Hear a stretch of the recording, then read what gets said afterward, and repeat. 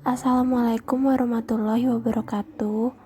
Kami dari kelompok 3 yang terdiri dari Irfan Hadi, Meli Febianti, Nur Zakiyah, Reviana Safitri, Tania Wulandari, dan Winnie Gusmiranda ingin mempresentasikan perihal analisis stres kerja pada perusahaan Foxconn. Pertama-tama saya akan menceritakan latar belakang masalah perusahaan Foxconn. Pada 17 Maret 2010, seorang buruh migran berumur 17 tahun bernama Tian Yu, seorang karyawan pabrik Foxconn di Taman Longhua, Cina Daratan, meloncat dari bangunan asrama dan terjatuh. Kemudian tepat 1 bulan setelah peristiwa di atas, pada 17 April 2010, seorang karyawan muda berumur 18 tahun bernama Xiao Hyongning juga melemparkan dirinya dari bangunan, yang berakibatkan kematian dirinya. Setelah diketahui alasan terjadinya kejadian bunuh diri ini adalah karena lelah bekerja. Kejadian seperti ini telah ada sejak tahun 2007 dan pada 2010 menjadi tahun paling mengkhawatirkan bagi Foxconn dan para kliennya seperti Apple, Sony, Nintendo, dan HP karena reputasi mereka menjadi sorotan. Pada tahun itu, tingkat bunuh diri di kalangan pekerja Foxconn meningkat tajam.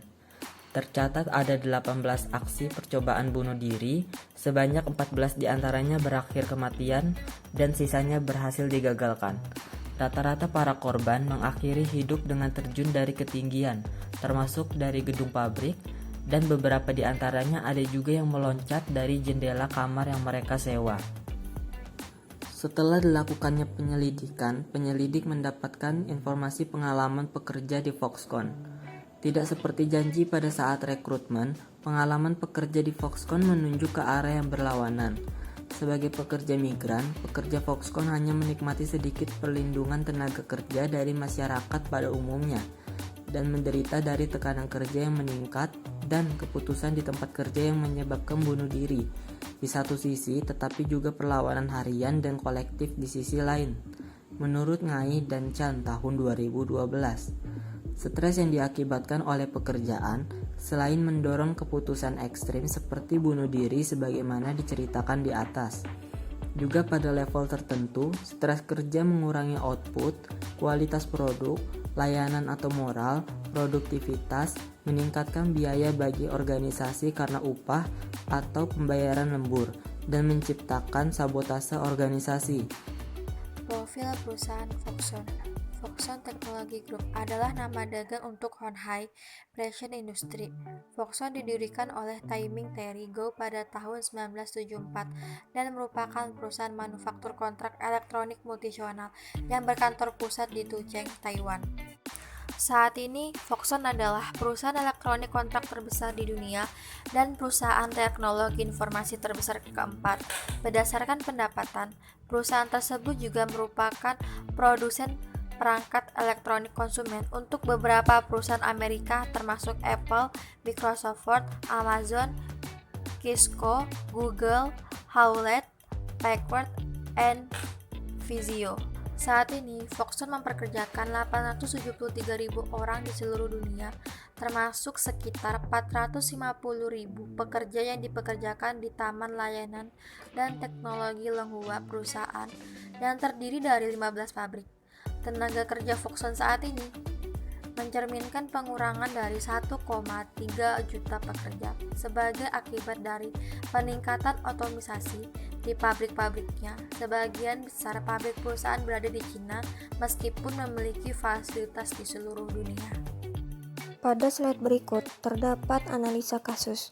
Kasus ini membahas mengenai aksi protes buruh salah satu pabrik di Cina yaitu PT Foxconn. Aksi protes ini ditunjukkan dengan melakukan bunuh diri massal, yakni melompat dari atas puncak gedung perusahaan yang mengakibatkan 14 orang tewas. Penyebab dari aksi tersebut dikarenakan tidak diperlakukan adil oleh perusahaan. Hal serupa juga akan dilakukan kembali ketika pihak perusahaan memutuskan untuk menggeser 600 orang pekerjanya ke dalam lini produk baru.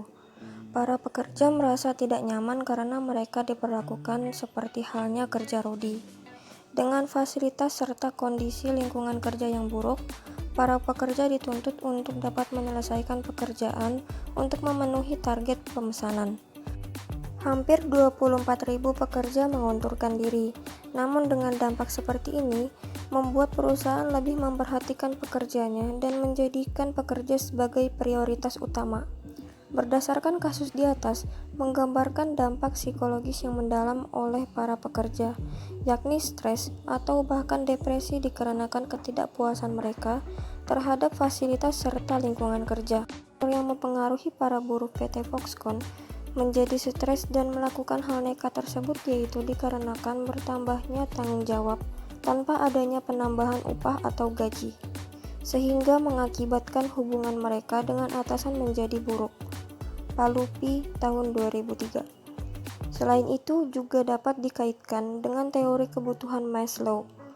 Para pekerja tidak dapat memenuhi kebutuhan hierarki mereka, seperti halnya penghargaan dan keamanan dalam bekerja. Pihak perusahaan tidak memikirkan kesehatan bahkan keselamatan mereka dengan lingkungan kerja yang baik, sehingga membuat para pekerja merasa tidak diperhatikan. Mungkin mereka tidak sampai mengalami PHK, namun perlakuan yang mereka terima di tempat kerja tidaklah setimpal. Analisa kondisi pekerja Foxconn. Kondisi di setiap pabrik Foxconn tak lepas dari gaya kepemimpinan Terry Gou yang dituduh menjalankan perusahaan seperti ketentaraan dan menjalankan perusahaan bagai bengkel keringat atau sweatshop. Ungkapan sweatshop diciptakan pada tahun 1850, yang berarti pabrik atau bengkel di mana pekerja diperlakukan tidak adil, misalnya memiliki upah rendah, jam kerja yang panjang, dan kondisi yang buruk. Manajemen Foxconn didefinisikan dengan paksaan, kepadatan supervisi yang tinggi, aturan pabrik terperinci yang menekankan hukuman, rezim disiplin yang intensif dan berulang, dan penindasan verbal, fisik, dan ekonomi. Semua ini berasal dari pengajaran Foxconn yang tak henti-hentinya mencari keuntungan dan tak terhindarkan direkonstruksi oleh kekuatan eksternal dan internal. Para pekerja sering bekerja lebih dari 60 jam dalam sepekan dan kadang bekerja selama 7 hari tanpa hari libur. Kerja lembur yang tidak dibayar dan resiko kesehatan dan keamanan yang tinggi. Gaji rata-rata sebulan di pabrik berkisar antara 360 US dolar atau sekitar 3,3 juta hingga 455 US dolar atau 4,1 juta. Menurut keterangan karyawan Foxconn bernama Su, dari sebuah wawancara, ia dan rekan-rekannya kerap kali bekerja melampaui durasi normal. Dalam laporan Sakom 2010, karyawan Foxconn mendapat perlakuan yang tidak semestinya dari para manajer lini dan juga manajer perusahaan. Sebagai berikut. Yang pertama, pekerja tidak diberitahu dalam rencana kenaikan upah. Yang kedua, upah dasar hanya sedikit lebih dari upah minimum. Yang ketiga, upah dasar jauh di bawah upah hidup. Yang keempat, kerja lembur yang berlebihan dan terpaksa. Kelima, pengurangan premi lembur. Keenam, pergantian shift kerja yang sering. Ketujuh, tekanan kerja dari jebakan dan kuota produksi. Kedelapan, bonus produksi dan kompetisi yang timpang antar level. Kesembilan, lingkungan yang menyedihkan. Kesepuluh, hukuman yang tidak manusiawi. Yang ke-11, pelecehan dari penjaga keamanan. Yang ke-11, manajemen yang keras meluas sampai ke tempat tinggal. Yang ke-12, pekerja tidak tahu tentang keberadaan serikat pekerja. Yang ke-13, tidak ada komitmen dalam penyelesaian perselisihan perburuhan. Yang ke-14, sistem pengaduan yang malah mengintensifkan tekanan pekerja. Akar permasalahan untuk tingginya tekanan kerja di Foxconn, kata Su dan dikonfirmasi buruh lain adalah gaya para manajer yang terlalu agresif, tak manusiawi, dan gampang melancarkan beragam bentuk kekerasan verbal. Sikap ini ditengarai bertujuan untuk mendisiplinkan buruh, tapi efeknya buruk adalah level depresi yang meningkat tajam dan membuat para buruh mudah terdorong untuk mengakhiri hidup. Dampak buruk stres akibat pekerjaan. Sebenarnya ada bukti kuat bahwa jam kerja yang panjang dapat merusak kesehatan. Menurut Banai dan Tamakoshi, meskipun mereka yang bekerja berjam-jam membutuhkan lebih banyak waktu untuk pulih, seminggu kerja yang panjang membatasi jumlah waktu pribadi yang tersedia untuk pemulihan, yang menyebabkan kelelahan. Kurang waktu pribadi juga dapat menimbulkan gaya hidup yang tidak teratur dan perilaku tidak sehat, termasuk kurang tidur, diet yang tidak sehat, merokok, dan konsumsi alkohol. Selain itu, lingkungan kerja yang tidak kondusif sebagaimana yang dialami oleh para karyawan Foxconn sangat berpengaruh pada psikologis para karyawan dan juga membuat perusahaan mempunyai tingkat turnover yang tinggi. Dari beberapa penjabaran tersebut, dapat disimpulkan bahwa efek negatif dari stres di tempat kerja menimbulkan banyak kerugian dari segi material kepada perusahaan, seperti menurunnya performa produksi ataupun biaya pengobatan, dan juga kerugian non-material, semisalnya terganggunya kesehatan pekerja, baik dari segi fisik maupun psikis yang telah terjadi pada karyawan perusahaan Foxconn. Solusi yang ditawarkan Foxconn pada akhir Mei 2010 untuk menghindari tanggung jawab, Foxconn meminta para pekerja untuk menandatangani dokumen yang isinya meminta karyawan berjanji untuk tidak melakukan bunuh diri, yang mencakup klausa bahwa keluarga mereka tidak akan mendapatkan kompensasi tambahan di atas yang disyaratkan oleh hukum, dan tidak akan menggunakan tindakan ekstrim apapun untuk merusak reputasi perusahaan. Ada juga laporan bahwa pada tes psikologis rekrutmen ada tambahan pernyataan bahwa kriteria baru dalam perekrutan di Foxconn.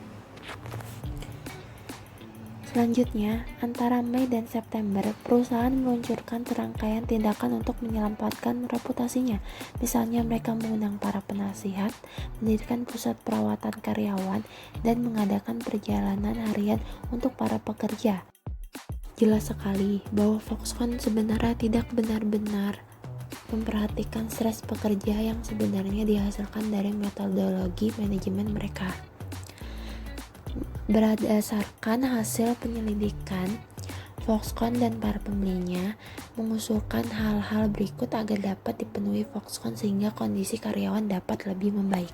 Pertama-tama, Foxconn harus memperhatikan upah yang dijanjikan dan menawarkan upah dasar untuk semua pekerja di Cina. Foxconn juga harus berkonsultasi dengan pekerja mengenai rencana relokasi untuk membuat proses lebih transparan. Foxconn harus mengakhiri penyalahgunaan pekerja siswa. Foxconn juga harus memperhatikan jam kerja para buruhnya. Apple dan merek elektronik lainnya harus mereformasi model pembelian mereka. Merek tersebut harus menaikkan harga satuan mereka untuk memastikan bahwa pekerja memiliki upah yang layak. Apple dan pembeli Foxconn lainnya harus memberi kode etik kepada semua pekerja dan memastikan bahwa mereka dapat memahami hak-hak mereka. Mereka yang bekerja untuk Foxconn juga harus mendapatkan pelatihan hak-hak pekerja untuk para pekerja dengan pemantauan dari organisasi-organisasi perburuhan. Foxconn juga harus bekerja dengan serikat pekerja yang ada untuk meluncurkan pemilihan demokratis sesuai dengan Undang-Undang Serikat Pekerja di Cina. Kesimpulannya, solusi yang tepat adalah dengan merubah sistem kerja yang ada di perusahaan agar dapat memberi kenyamanan kepada para pekerjanya. Selain itu juga, menyesuaikan upah setiap pekerja berdasarkan pekerjaan yang mereka lakukan. Dengan begitu, akan tumbuh motivasi mereka dalam bekerja, sehingga para pekerja dapat bekerja dengan semangat yang nantinya akan berdampak baik bagi perusahaan. Foxconn juga harus tetap mengadakan perjalanan harian untuk para pekerja, mengundang para penasihat atau psikolog ke pabrik, mendirikan pusat perawatan karyawan dan hotline untuk kesehatan mental maupun fisikal para buruh dan pekerjanya. Cukup sekian presentasi dari kami. Mohon maaf jika ada kesalahan kata. Terima kasih atas perhatiannya. Assalamualaikum warahmatullahi wabarakatuh.